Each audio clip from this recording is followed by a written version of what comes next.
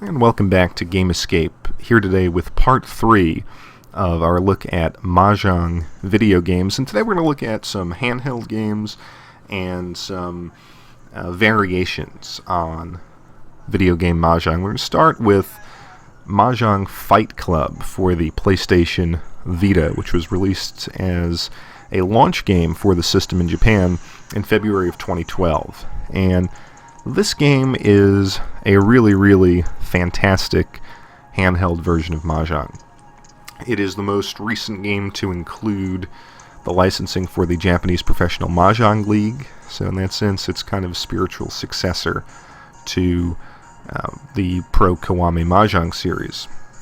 The game does some interesting things. First, you can see here that if you touch the back panel of the Vita, it kind of gives you a magnification orb so you can see your hand, zoom in on the discards and the Dora.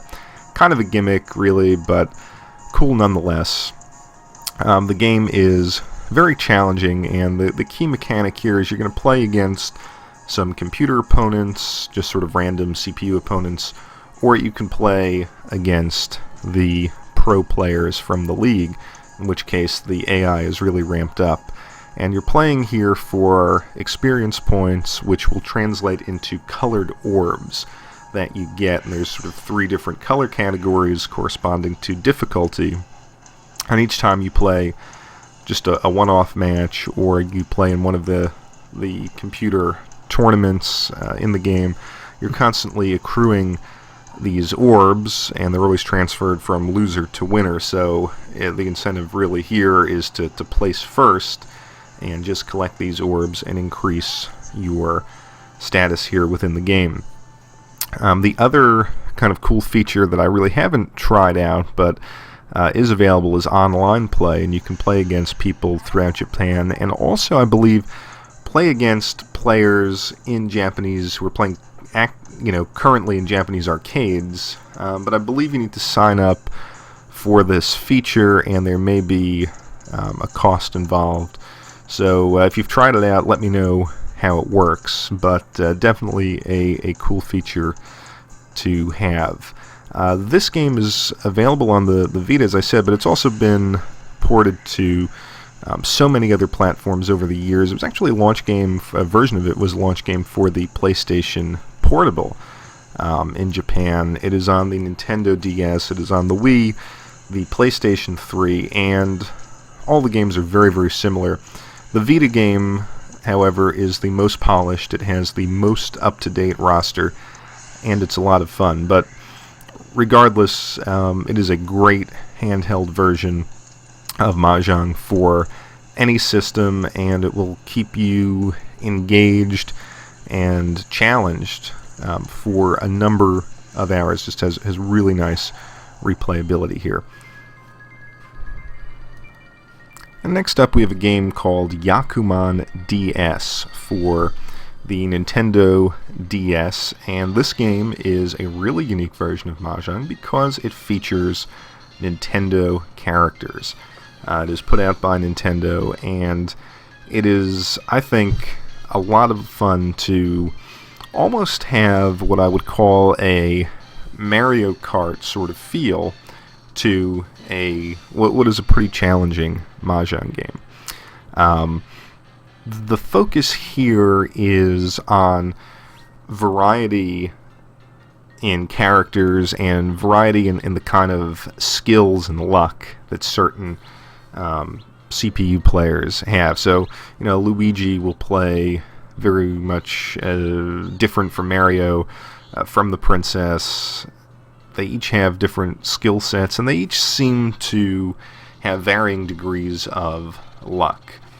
So this game is extremely challenging because it's not so much a simulation of a real competitive 4-player Mahjong game, but just kind of a fun takeoff of that. And it is, like I said, it's incredibly challenging. I mean, it's the luck that the CPU players have is, I think, significantly different from that which real players would have in a competitive game. So not only do you have to make the right decisions with regard to constructing your hand and reading the player's discards, but you have to sort of think about, well, this character's skill rating or luck rating is extremely high, so I have to watch out for them.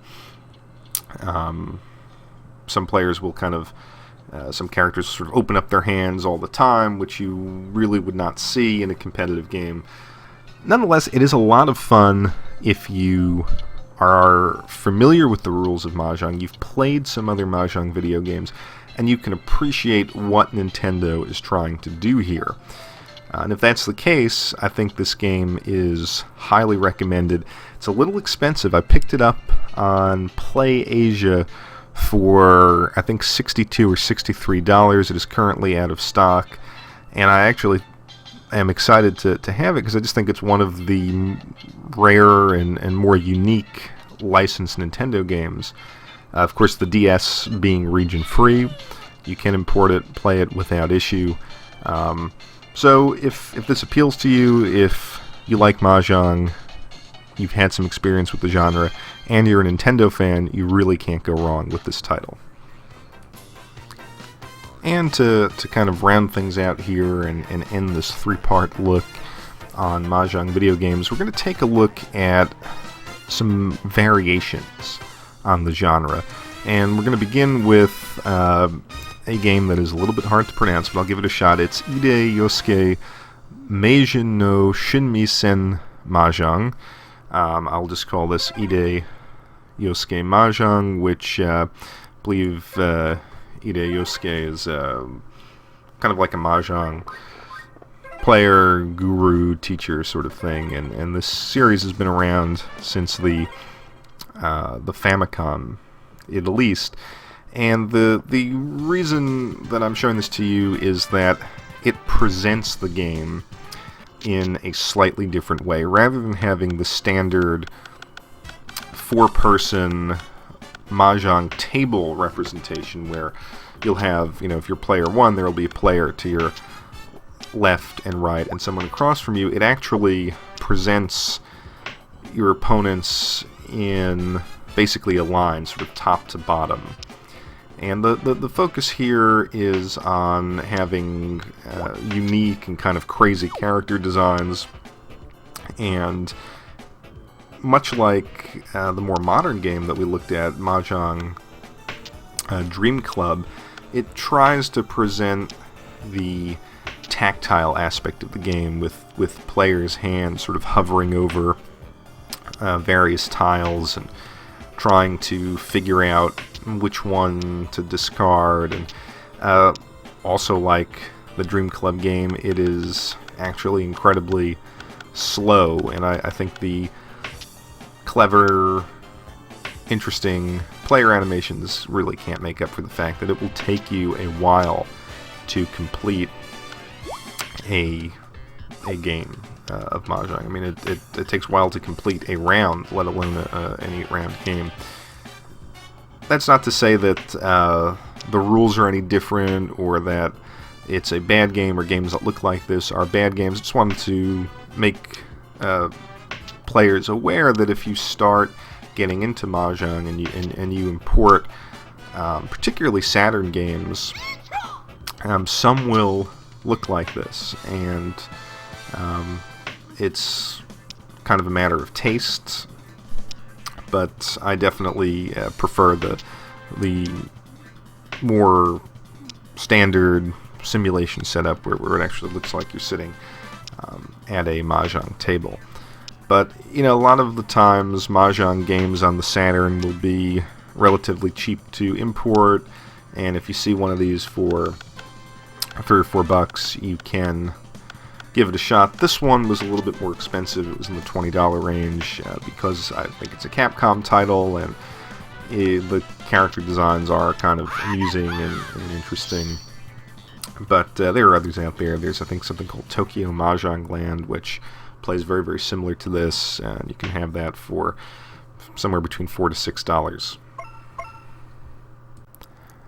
And lastly, we will take a look at Idle Mahjong Final Romance R, which is a good example of a one-on-one Mahjong game where you're playing against a CPU opponent. Now, I can't show too much footage from this game because it is an over 18 game. It is a yellow label Sega Saturn game, and it is basically strip Mahjong where you're playing against a variety of young anime girls, and the idea here is to win hands as quickly as possible and force them to remove articles of clothing. Very, very simple. I have to admit that I am not the biggest fan of Japanese anime pornography or whatever. I don't know if it's technically considered pornography, but and I don't know if these characters are from a manga or something, but that is not the appealing aspect of these games. What is, I think, interesting about them is that, you know, the fantasy does not stop at playing against these supposedly sexy characters, but in having hands that are of extremely high value and hands that, you know, you will never see on a consistent basis in a standard competitive four-person or four-player Mahjong simulation. And I think that's part of the fun. You're always at a huge point deficit compared to these other gals, as they're called, and you have to recognize opportunities at putting together a high-value hand really, really quickly.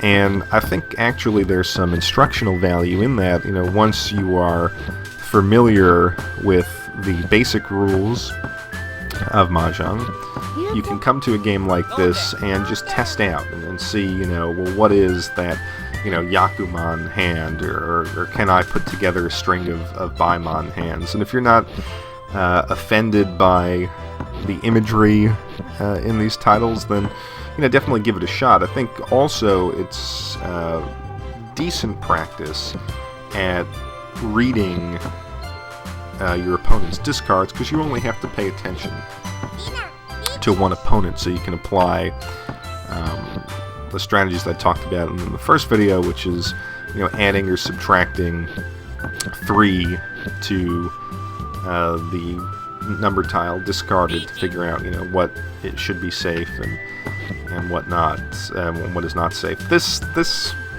style game you can find in the arcades. There are probably hundreds of Mahjong games on MAME, and they all work like this, which is not necessarily a bad thing. If you want to try these games out, MAME might be a good place to start.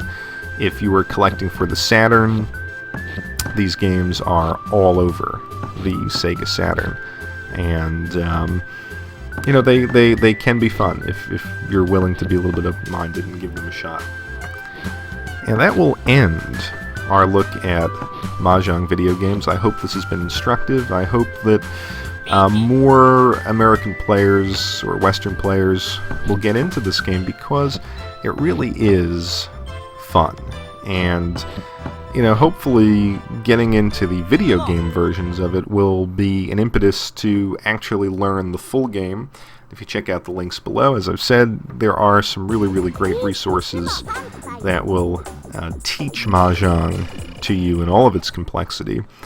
And then, you know, go out and purchase a Mahjong set. You can see I've got some footage here of 2 sets that I own. The one on the left is actually a Nintendo Yakuman set. It's actually put out by Nintendo, and it's one of the rarest Nintendo collectibles that I have. And I just found it sort of floating around eBay for maybe $30-some. Because it's a game that if you learn the rules, and if you know some people who either know how to play or are receptive to learning, and you actually get a game going in real life, it is also a lot of fun. And it's one of those games that will be entertaining, challenging, and rewarding for the rest of your life if you learn how to play it. So thank you for watching Game Escape. Please learn about Mahjong, try to get into it. I promise you, you will not regret it, and we will see you soon.